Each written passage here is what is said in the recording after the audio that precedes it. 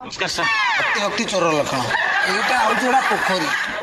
300 ମାଛ ଥିଲେ କେତେ ମାଛ ଥିଲେ 300 ମାଛ 300 ମାଛ ତୁ ଗଣିଦେଲୁ ସାଙ୍ଗେ ସାଙ୍ଗେ ଆପଣ କହିଲେ 300 ମାଛ ଥିଲେ ମନେକର 300 ମାଛ ଥିଲେ ଆଜ୍ଞା। 300 ମାଛରୁ 150 ମାଛ ହେଲେ ଭାକୁର ଆଉ 150 ହେଲେ କଣ